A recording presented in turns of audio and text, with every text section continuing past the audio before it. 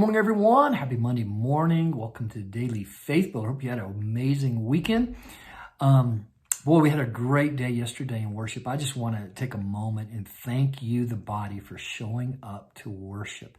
If you're watching this and you don't come to Crossroads, I just want to encourage everyone out there the importance of coming to church with high expectation, faith, and a heart that is ready to worship. It lifts everything up. It encourages the worship team. It surely encourages the preaching pastor and teacher, and it encourages the testimonies. Thank you to all of you who shared from your heart wonderful testimonies and input. It was just a great day, and boy, we need to build upon that. So thank you. And if you're watching this and you don't come to Crossroads, just realize how important your expectation is when you show up to church. Bring a heart ready to worship God. It can lift the room. And again, if we are not worshiping with an expectation for our faith to rise, we're not really worshiping.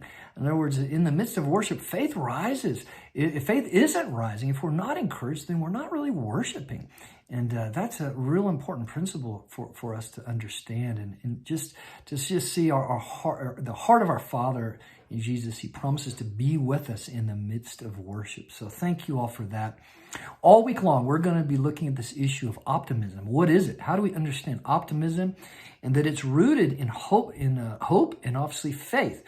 And that ultimate true optimism, it flows from the liberty, right, that comes from the gospel itself. We're going to talk about liberty and what we're kind of dealing with as a nation right now, and that all liberty ultimately comes back to the gospel. The Spirit of the Lord is there's freedom. So we're going to dive into those things this week. A couple of the big questions that we're going to explore this week in depth. We're looking all week long. We're in 2 Thessalonians chapter 2, verses 1 through 12. Now, this is a wild set of scripture, talking about the Antichrist, the man of lawlessness, and gives incredible detail about the end times. And also just laying the foundation of what our hope should really be in. So we're going to break that down this week as well, that passage, as we talk about optimism and the foundation of our hope and our faith. A couple of big questions that we're going to explore this week, and I just throw out to you this morning. First one is this: is optimism or pessimism defining the state of our soul? And to really get honest with that, a lot of us can put on a good show, kind of a happy face, but down deep inside, man, what's the state of my soul? Is it really growing in optimism, a true optimism connected to the gospel, or am I just putting on a show? Or is cynicism and criticism really crept in?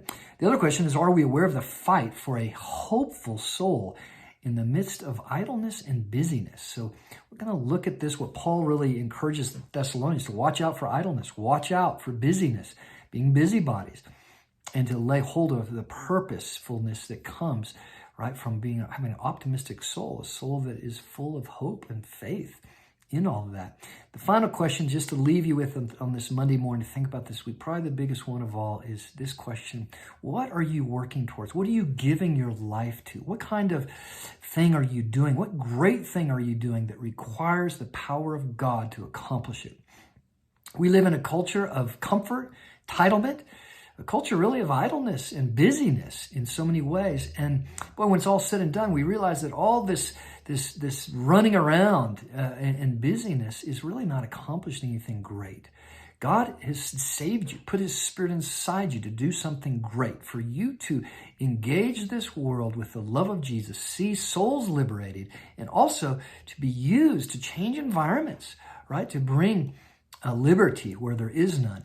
And so let's just take some time this week to really think about, boy, what am I willing to sacrifice my life for? What am I willing to work for?